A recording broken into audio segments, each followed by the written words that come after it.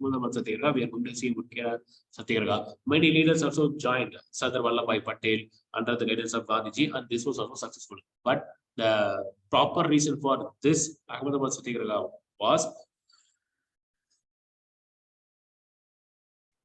here. Anusia Sarpai. So before that, we will complete that. To compensate for wartime inflation, workers wanted 50% rise. If I am getting some amount of salary, I am asking about 50% increment in my salary wages. So the employees went on a hunger strike as the mill owners were ready to pay only 20% increase in wages. We are not going to give 50%, only 20% we can grant the request of all the mill workers, like that they have said.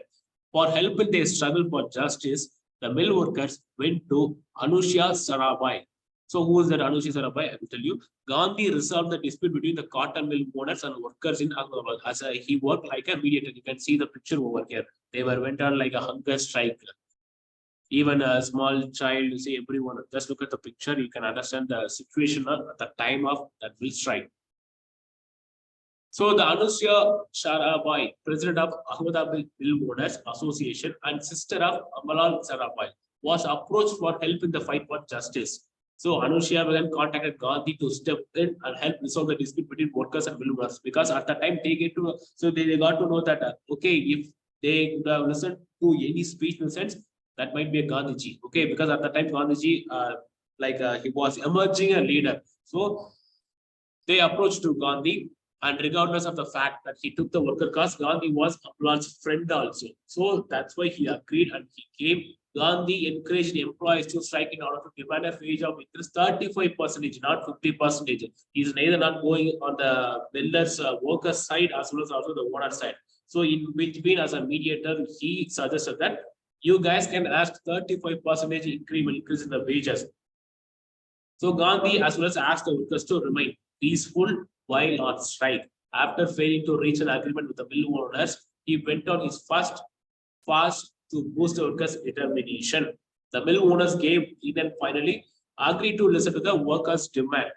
The strike ended at some point. The panel eventually awarded the workers a 35% wage increase, even though he was the owner of the mill. So he was a friend of Gandhiji, but he also supported to the people. I mean, Gandhiji supported to the mill workers also. So here you have to understand the mindset of Gandhiji. He was neither he don't fall into his friend's side as well as the people side, but mostly concentrated on the people side.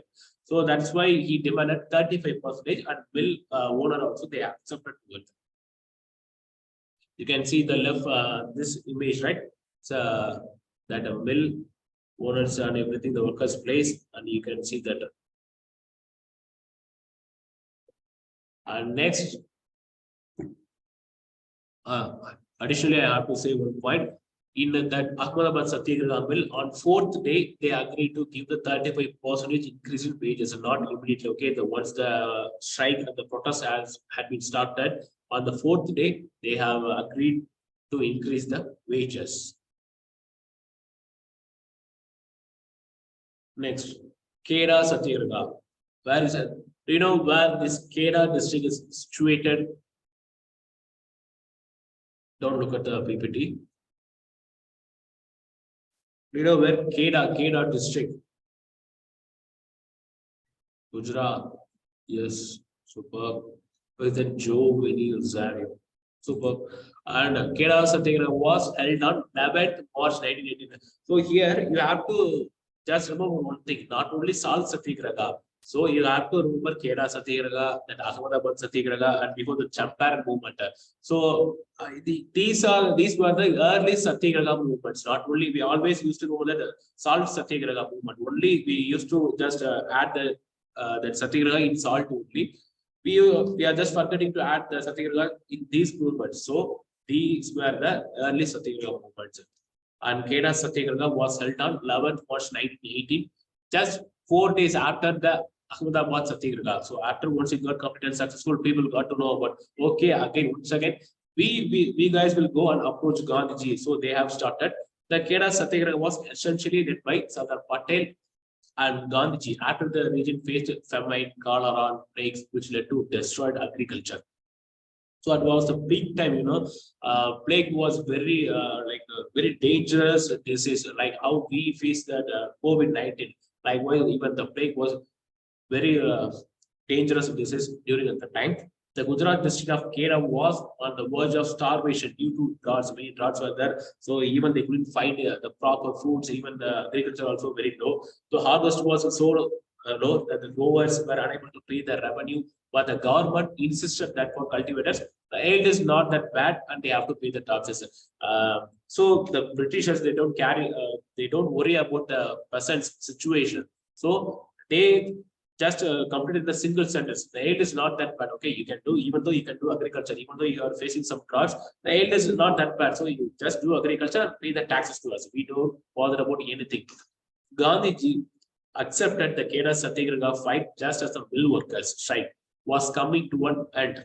Many leaders like Vallabhai Patel and Shankarlal Bankar, Mahadevi Desai, and others under Gandhiji's guidance took an active part in the protest against the government for not paying the taxes. So at the time, they have insisted to all the farmers that you don't want to respond any orders to the British. Okay, the protest was peaceful and successful as the government authorities gave in and agreed to give some concession to the farmers. Whatever you say, if I have to pay 50%, 35% taxes, you don't need to pay any taxes until the government accept our demand. It was said by the leaders. Earlier I have mentioned the name, right? So the reason for Kerala district, despite a devastating crop failure and outbreaks of plague and cholera, the peasants Patidar hamlet of Kerala was forced to submit 23% taxes. So the British were demanded to the Indian persons like 23% tax rise. And Kerala's Satyagraha is also known as first non-cooperation movement led by Mahatma Gandhi, because the first time the entire India didn't pay any taxes to the Britishers. So that's why they have mentioned first non-cooperation movement. Whatever you say, we don't even listen to them like student. So we used to say, in the initial, I think the last class also I mentioned about that. So just kindly turn on your video and respond to the question, whatever we say. At least only few are responding. I'm happy about that. Kerala Satyagraha is also known as first non-cooperation movement led by Mahatma Gandhi. So you can see the picture over here. Gandhi is sitting over here, Patel, and followers of Gandhiji. Yes, and then last one, Bardoli Satyagraha of 1928. The movement was a truly participative and secular peasants movement guided by Sardar Vallabhai Patel and Mohandas Karamchand Gandhi. The non-violent Bardoli Satyagraha laid the blueprint of what followed. So far, what are things they have followed for the previous movements? They applied the same formula here. For 4 months, starting from February 1928, farmers from 137 villages in the 600 square meters of Taluka, Surat district, Gujarat, not only challenged the British colonial administration and won, but also played a part in reinvigorating the freedom struggle after the mass non-cooperation movement 1920 to 20 fell apart. So the movement was further went on the paved for the civil disobedience movement. 2 years later, highlighted the game-changing Dandi March. So the thing is, the concept was one, applying the same formula, but due to some various problems among the Indians, they approached Gandhi, and Gandhi got some followers and supporters. So through a single formula, the Satyagraha, they applied everywhere and got somewhat relief. Even the British also didn't give the entire demand what they have asked. I mean, the Indians, what they asked, they didn't give the entire demands of the grant, the permission, whatever. But they have agreed through this Satyagraha. Because at that time, even after the World War I got over, the British also suffered due to the lack of money, lack of sources, because they have spent all those wealth and money in the World War I. So they need some revenues as well as they are getting revenues from our Indian persons at the time. So the tax and land revenue was the main sources of the taxes. So also they have just agreed what are the things they have said. Causes that led to the resolution. So regarding this Bardoli Satyagraha, the trigger was the Bombay's presidency government decision to impose an exorbitant 30% increase in land revenue assessment. The decision came at the behest of government's belief that farmers in the region were more prosperous, and alongside an appreciable rise in land and produce prices, along with the belief that The condition of bonded and landless laborers are improved as well, according to them. Some of the farmers are rich and prosperous. Even they have cultivated more crops and also they have earned more money. So why do we want to reduce the taxes? The people of India, they are saying that always Satyagraha and give me some demands, just reduce the taxes and everything. But they found that some of the farmers are in this region, particularly for example, it's of the, for example, Karnataka. In this region, the people are very well in cultivation and they earn some money. So why don't we reduce taxes for them? I mean, why we have to reduce taxes for them, like they have said.